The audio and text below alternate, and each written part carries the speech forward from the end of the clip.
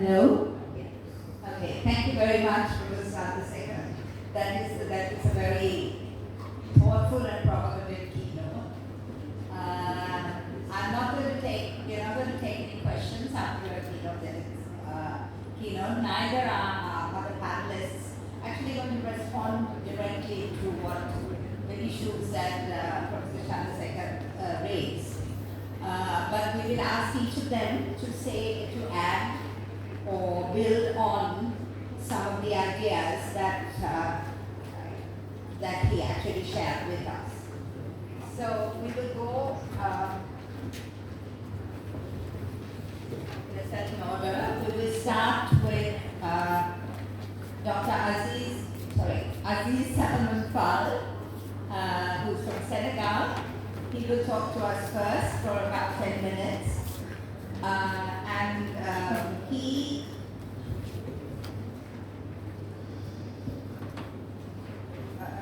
is a political economist, a member of GRILA, G-R-I-L-A, Research and Initiative Group for the Liberation of Africa, and of the Third World Forum. He's a coordinator of the international campaign Justice for Sankara, president of the Internationalist SERPA. Dr. Fall also teaches at the University of Quebec in Montreal and McGill University. Member of the ad hoc executive secretary of the International Workers and Peoples. Co-founder of the MAG movement, des Aziz de la Gauche in Senegal, and leader of the Progressive Pan-African Platform,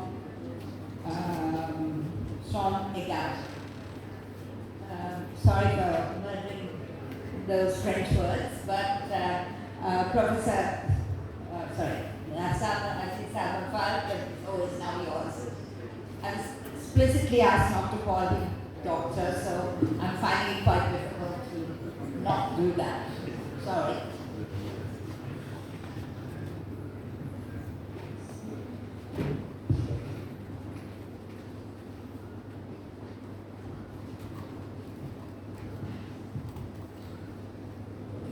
Greeting everyone. I'm really delighted to be among distinguished members, Your Excellency. Chandrasekhar, I just can't agree more on everything they have said. I would like to extend to you the fraternal greetings of the members of GRILA and SERPA, and thank you for the honor of taking part in this important meeting. During these days, we will try to immunize ourselves against the virus of fascist, racist, and culturalist thought and neoliberal imperialist practice by closing our ranks, because its hegemony obscures and pollutes the horizon of the world and makes us believe that we cannot act and that its order would be unsurpassable.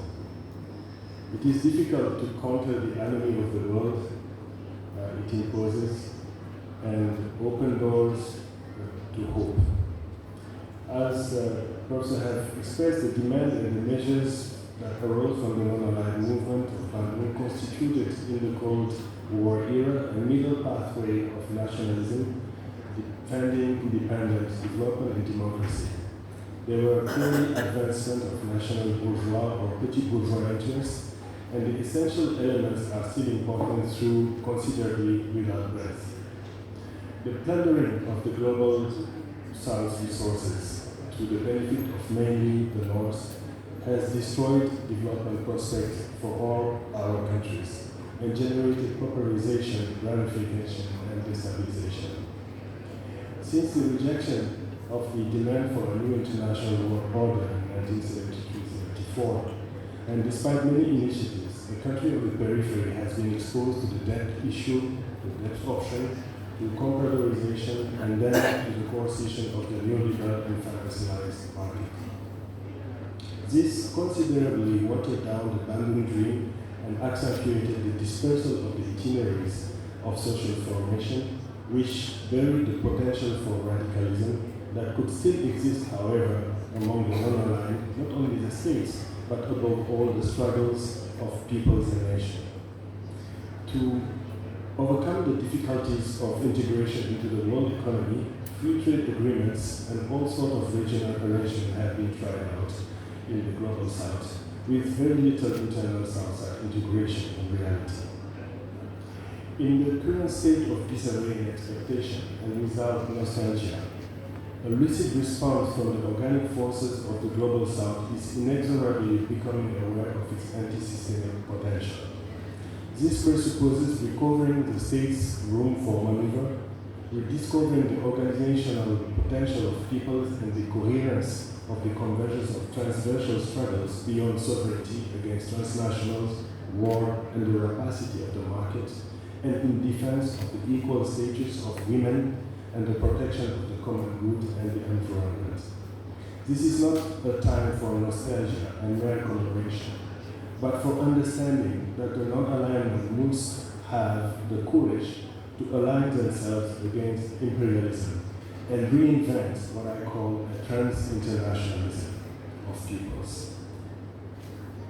If the latter accept the leadership of the industrial champions of the global south, mainly the BRICS, it rejects their sub-imperial temptation and reached out to the people of the core countries to also fight barbarism. I propose trans-internationalism starting from the global south first, so that once it has crystallized and without sub-imperialism, it can irrigate the people of the north whose interests are not so opposed to ours, confronted as they are with the rigors of their uniformizing economic, cultural, educational, and political standards and system.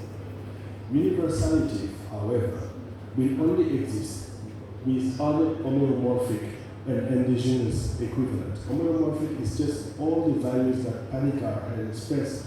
Sometimes it's referred to religion, but we are looking on other conceptions of human rights, other conceptions of development that may exist in India, China, or Africa. So this is the condition that would probably irrigate and when hegemony fades through fertile and reciprocal acculturation. The global south must also take back the epistemic initiative and restore the sense to participate in an uninhibited construction and a non-Eurocentric reconstruction of knowledge. We need to deconstruct the Eurocentrism embedded in our cognitive frames that are deeply enmeshed in our thoughts and practices of knowledge. This epistemic issue is eminently political. It is articulated in the effort at redeployment offered by trans-internationalism.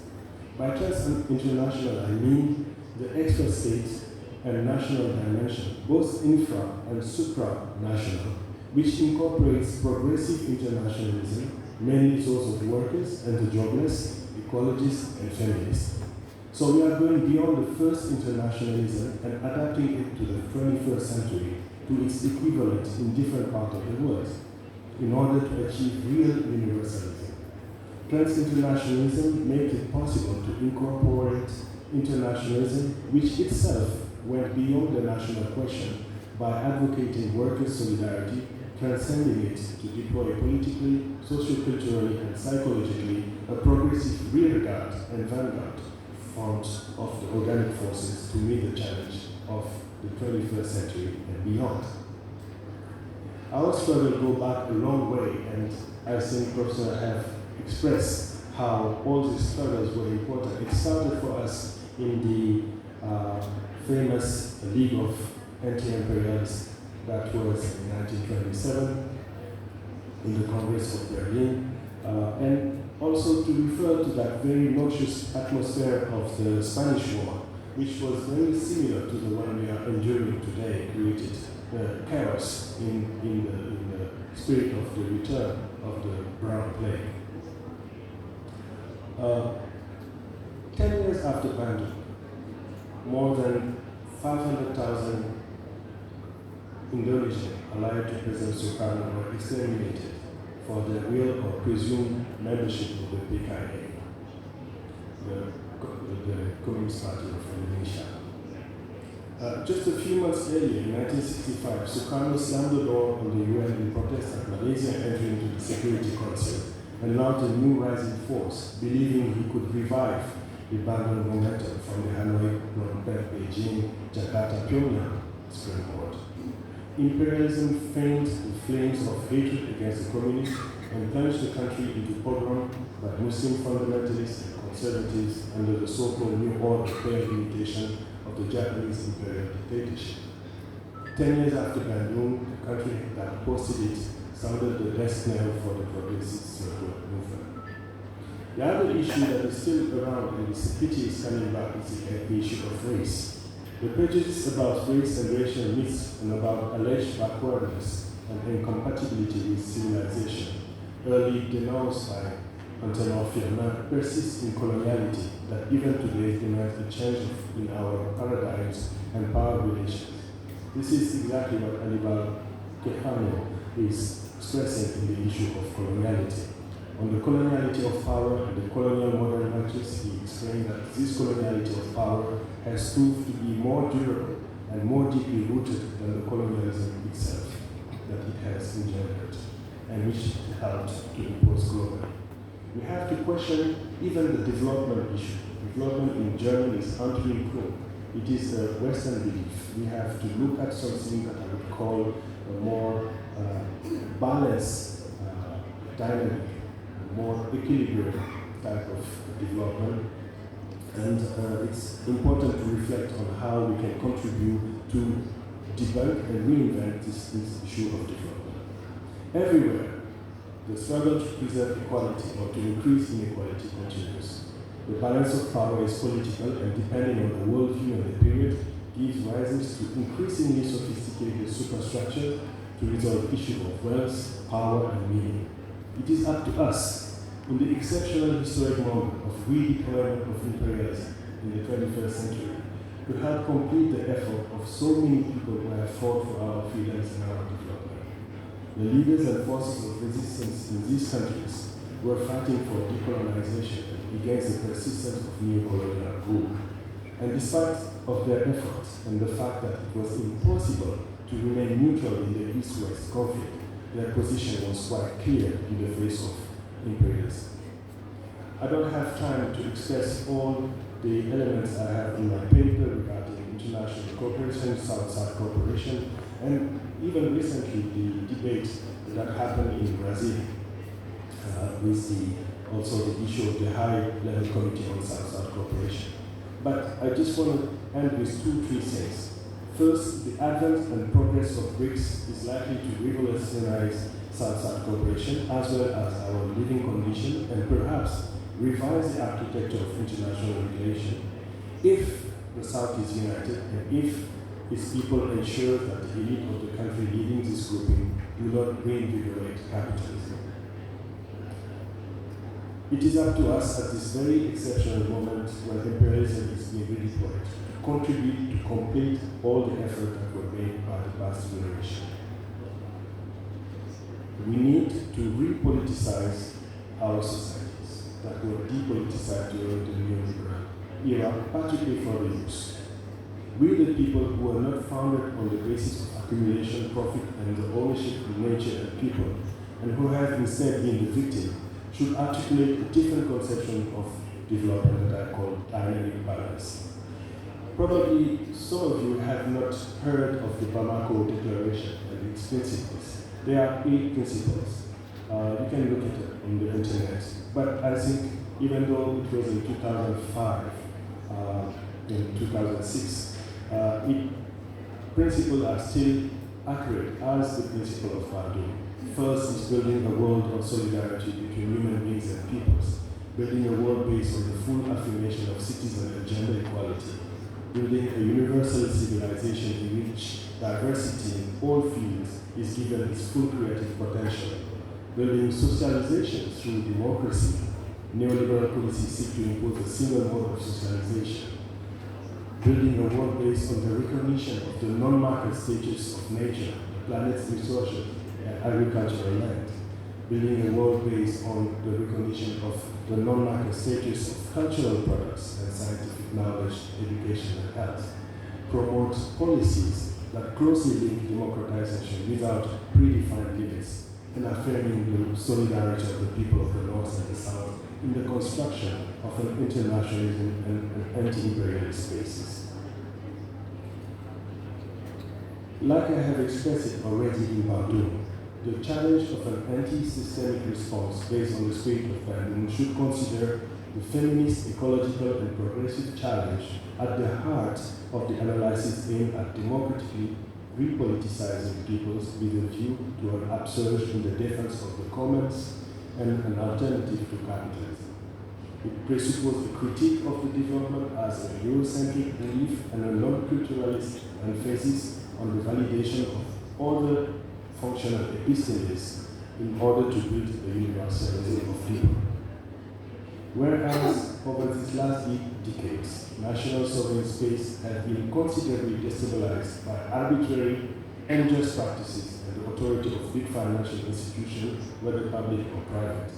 Whereas war, even a global war, is the choice implemented by the senile troika to reproduce their world order that is globally rejected by the wide majority of world population.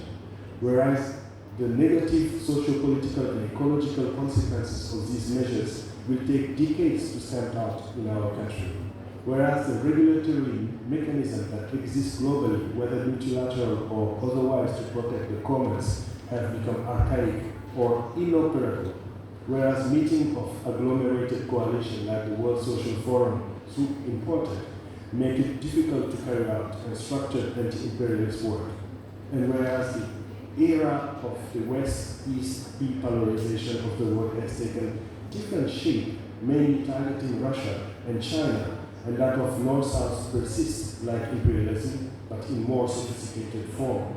And when also the scattering of state of the South has exhausted the potential of the group of the 77, given all this substantial gain in the left in Latin America, the breaks that have been placed on the uprising in North Africa, the breakthrough in the Sahelian states, the spread of populist and far-right values, but also the disarray of the left and the great need for democratic repoliticization, it is important to build on the historical struggle that have been fought and to more broadly work on others in order to translate the genuine credential of our people. So the development of a three-continental internationalist political platform of convergence is very crucial.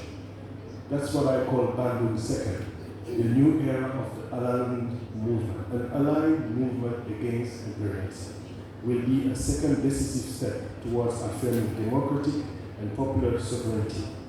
Here it will be important to firmly complete the gains of the preceding era and affirming an alignment with nation-state, popular movement, social groups, political parties, associations, individuals on the basis of internationalism in this specific condition.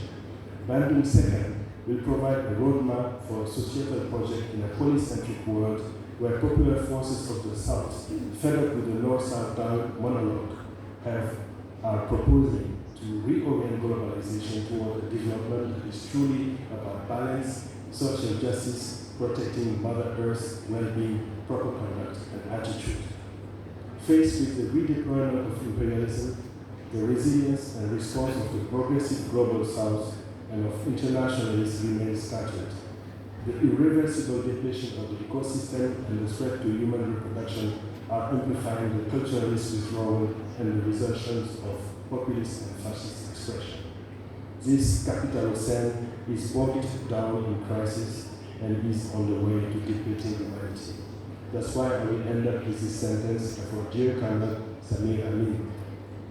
In our time, given the destructive power at the disposal of the powers that be ecological and military destruction, there is a real risk denounced by Marx in his days that fighting will destroy all the opposing camps. The second path, on the other hand, requires a lucid and organized intervention of the internationalist front of workers and people. Thank you.